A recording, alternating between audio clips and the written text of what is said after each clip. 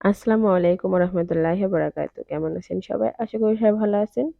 অনেকদিন পর একটা রেসিপি ভিডিও নিয়ে আসলাম আপনাদের মাঝে। তো আজকের রেসিপিটা খুবই লোভনীয়। এইখানে যে মাছগুলো দেখতেছেন এগুলো একদম যে ছোট বাইলা মাছ আছে সেই ছোট সাইজের বাইলা মাছগুলো। এরকম ছোট সাইজের বাইলা মাছ কিন্তু আমার কাছে চচ্চড়ি করলে অনেক মজা লাগে। তো আমি চচ্চড়ি করার জন্য এখানে একটা বড় সাইজের আলু এবং একটা বেগুন কেটে কুচি, কুচি করে কেটে নিয়েছি আর নিয়ে নিয়েছি বেশি পরিমাণ পেঁয়াজ। তো তারপর আমি চলে যাব এটা রেডি করার জন্য। আমি এই মাছ চচ্চড়িটা হাতে মেখে রান্না করব। আপনারা কিন্তু অবশ্যই তেলে দিয়েও রান্না করতে পারেন। তবে হাতে মেখে রান্না করলে আমার কাছে চচ্চড়ি তরকারি বেশি মজা হয়। একটা ফ্রাই প্যান নিয়ে নিয়েছি। এখানে আমি দিয়ে দিলাম সেই আলু আর বেগুনগুলো। আলু বেগুনগুলো কিন্তু দেখুন আমি যেহেতু ছোট মাছ অবশ্যই কিন্তু চিকন করে কাটবেন। যত চিকন করে কাটবেন তত মজা হবে। আর পেঁয়াজগুলোকে আমি লম্বা, লম্বা করে নিয়েছি। আর আমি পেঁয়াজ এবং আলু সমান, সমানই হয়েছে। ছোট মাছে কিন্তু একটু পেঁয়াজ বেশি হলে মজা হয়। তো চেষ্টা করবেন পেঁয়াজটা একটু বেশি দিতে। তো সবগুলো আমি দিয়ে দিলাম। তারপর এখানে আমি দিয়ে দিলাম আদা এবং রসুন বাটা। এটা অনেকেই পছন্দ করে না মাছে। তবে আমরা দেই সেজন্য আমি দিয়ে থাকি তো দিয়ে দেখতে পারেন খুবই মজা হয়।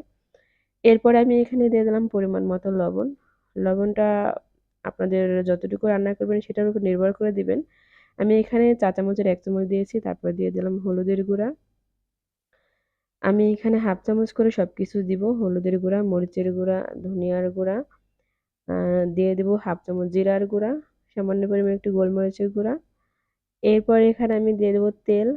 আমি যেহেতু হাতে মেখে রান্না করব তেলটা ছোট একটু মানে একেবারে বেশি না একটু কমও না পরিমাণ মতোই দিতে হবে। তেলটা একটু বেশি পরিমাণ দিলে কি হবে এই চচ্চড়িটা যখন মাখাবেন খুব সুন্দর একটা ঘ্রাণ বের হবে দেখবেন।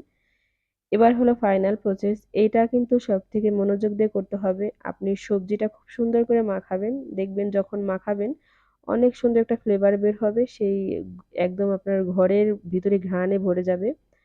তো আমি খুব সুন্দর করে হাত দিয়ে দেখুন প্রায় ৫-৬ মিনিট ভরে খুব সুন্দর করে মাখাইতেছি যাতে সবজিটা মনে হবে যে আপনার সেদ্ধ হয়ে গেছে এমন ভাব মানে এমন হবে মাখানোর পরে।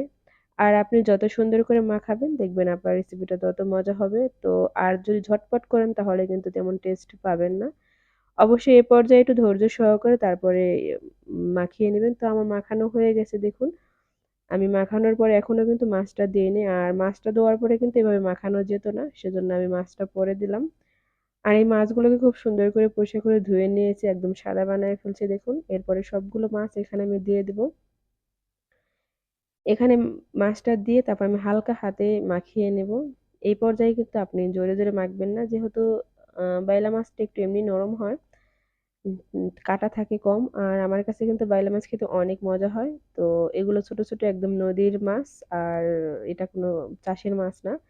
এরপর আমি খুব সুন্দর করে হাত দিয়ে মাখিয়ে তারপরে এখানে আমি পরিমাণ মতো পানি দেব। অবশ্যই কিন্তু পানিটা বুঝে শুনে দেবেন। অতিরিক্ত পানি দিলে কিন্তু আপনার তরকারির স্বাদটা নষ্ট হয়ে যাবে। আবার যদি সেদ্ধ না হয় তাহলেও ভালো লাগবে না। অবশ্যই এটা মাপ করে দিবেন। আমি এখানে আমার পরিমাণ মতো দিব। দরকার হয় আপনি চুলার জালটা একটু লো করে রাখবেন। এরপরে বেশি পানি দিলে কিন্তু তরকারিটা স্বাদটা নষ্ট হয়ে যায় অতিরিক্ত পানিতে। তো পানিটা দিয়ে আমি দেখুন আমি হাতটা ধুয়ে দিলাম।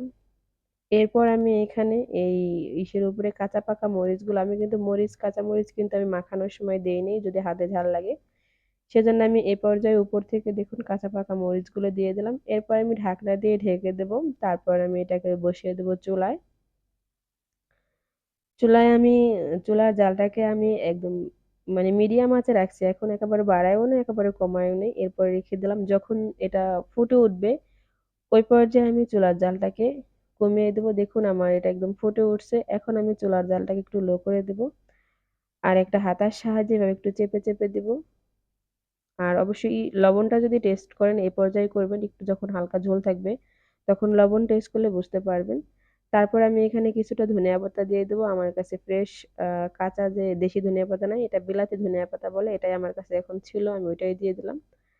তারপর আমি খুব সুন্দর করে এটাকে প্রায় আরো ১০ মিনিটের মতো হালকা আঁচে রান্না করলাম। দেখুন আমি পানিটা প্রায় শুকায় আসছে। এ পর্যায়ে আমি একটা দিয়ে একটু ঝাঁকিয়ে নিলাম। আর এটা কিন্তু খুব নাড়াচাড়া দিবেন না তাহলে কিন্তু মাছগুলো একদম ভেঙে যাবে। তরকারির স্বাদ মানে মাছগুলো ভাঙলে আর ভালো লাগবে না। এরপর আমি আরেকটু আঁচটা কমিয়ে দেব। আপনারা যদি মাটির চুলায় রান্না করেন তাহলে চুলার জালটা নিভিয়ে তারপর চুলার উপরে রেখে দিবেন। তাহলে দেখবেন যে নিচটা একদম লাল লাল হয় সেই চচ্চড়িটা কিন্তু বেশি খেতে মজা হয়। আমার যেহেতু আমি কারেন্টের চুলায় রান্না করি সেজন্য আমি একদম লো আঁচে দিয়ে দিলাম যাতে একটু নিচে একদম পানি থাকে না। দেখুন আমার ফাইনালি রান্নাটা রেডি হয়ে গেছে। তো এরকমভাবে মাছের চচ্চড়ি হলে কিন্তু আপনি ১ প্লেট ভাত নিমিষেই খেতে পারবেন। আর আপনার পরিবারের সবাই আপনার রান্নায় প্রশংসা করবে। আমার ভিডিওটা যারা এ পর্যায়ে আসছেন একটা লাইক দেন নাই, প্লিজ একটা লাইক দিবেন। আর চ্যানেল নতুন হলে কিন্তু সাবস্ক্রাইব করে চ্যানেলের সাথেই থাকবেন। এরকম নিত্য নতুন ভিডিও দেখার জন্য অবশ্যই নোটিফিকেশন অন করে দিবেন। আর সবাই ভালো থাকবেন, সুস্থ থাকবেন। আজকের ভিডিওটা এখানেই শেষ করব। তো শেষ করার আগে শুধু এতটুকু বলব, যারা আমার ভিডিওটা ফেসবুক দেখেন তারা অবশ্যই আমার ফেসবুকে লাইক, কমেন্ট এবং শেয়ার করে দিবেন।